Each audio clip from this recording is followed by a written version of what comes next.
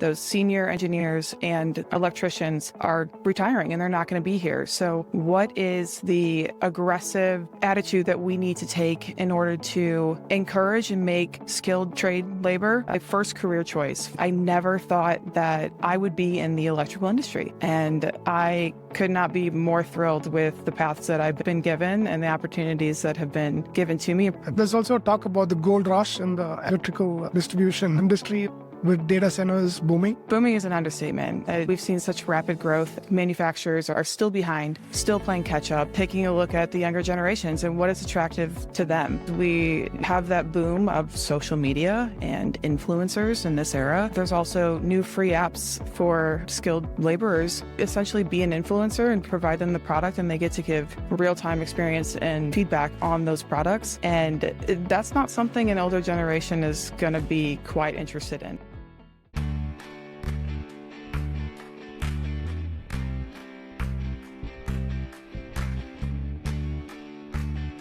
Kathryn Mirbaha. Kathryn, great to see you. Good to be here. Excited to be able to talk with you today. There's an aging workforce in distribution getting out of it, manufacturing getting out of it, and new age workforce coming into distribution and manufacturing. Why did you decide to take manufacturing or distribution as a career?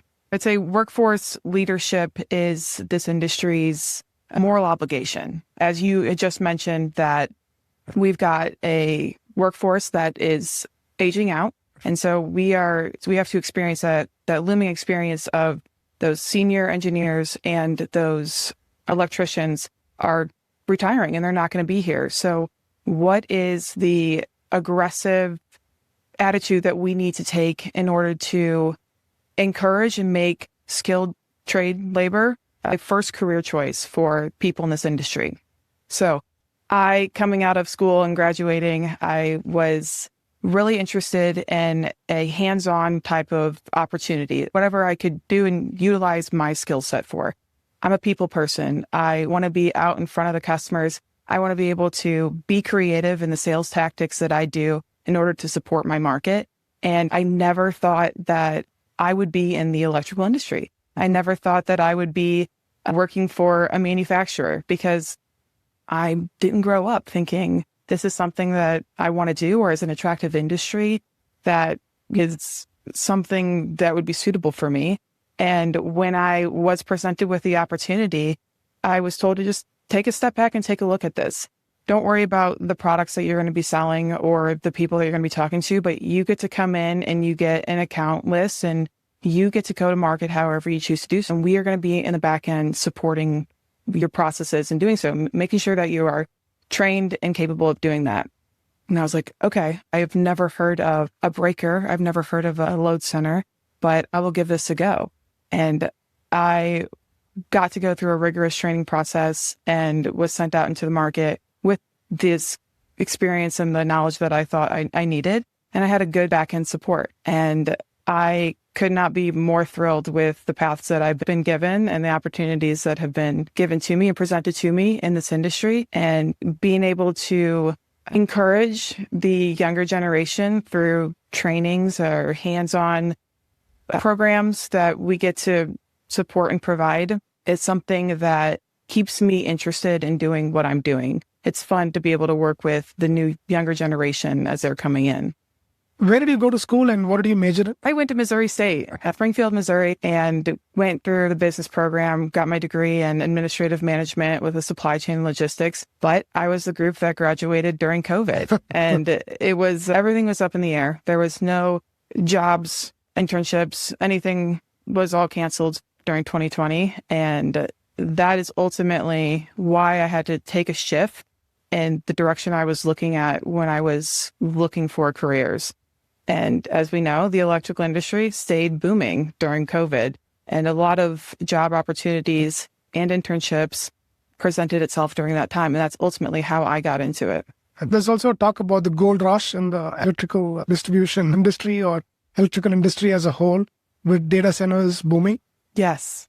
Booming is an understatement. We've seen such rapid growth, and coming off of COVID, where we had long lead times, high prices, geopolitical volatility, where we don't understand what's going to be going on in the market a couple months from now. So how do you plan for that?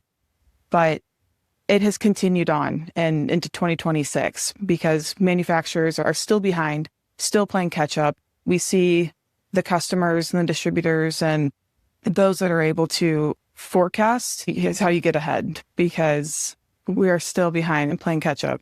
And companies like DSG talk about an alternative career path as well. Let's say if you don't want to go to college, there are alternative career paths. Hey, you can get into distribution or you can get into manufacturing, right? So they expose you to the world through alternative career paths. What have you got to say about that? So for the younger generation watching this, what do you want to say to them? Like we had mentioned before, taking that aggressive approach of making skilled trades a first career choice and taking a look at the younger generations and what is attractive to them. And I would say as we have that boom of social media and influencers in this era, there's also new free apps for influencers and skilled laborers. So TradeHounds is a great app that those skilled laborers, other manufacturers can utilize and essentially be an influencer and provide them the product, and they get to give real-time experience and feedback on those products. And that's not something an older generation is going to be quite interested in. The fact so that you are on camera live, like demoing this product, but that's this part of this generation is utilizing those influencers, and similar with AI as well. So social media is going to be a huge benefit for making skilled trades attractive and utilizing AI in trainings and health and safety on the job site, walking through instructional videos. It's a lot more fun to be able to be on your phone and take a look at this and step by step go through some of these in video format than it is to go to a job site and work with somebody that you maybe don't get along with as well, or it's not as fun to do as he's passing along this experience. It's refreshing to talk about the different career paths, and also the career paths are not just in AI or not just in STEM. I was reading or even watching somewhere that the STEM, right? So science, technology is going to be disrupted more by AI today than a lot of other industries. So it was great to listen to the different career paths, and I'm really glad that you chose manufacturing. Get into it, get into the weeds. So yeah, definitely refreshing to think about it, not just in distribution manufacturing, but you could also be an influencer in distribution. That was a great insight. Yeah, absolutely. I would say that probably something that you have seen, and correct me if I'm wrong, with all of these interviews and the people that you're speaking to, this industry has opened up and become a lot more attractive for more females in the industry.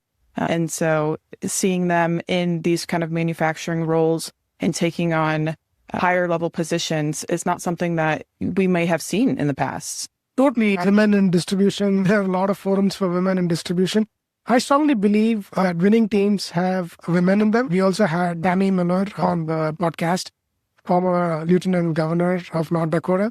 She was also running border states, rose through the ranks. So it was great to listen to her perspective.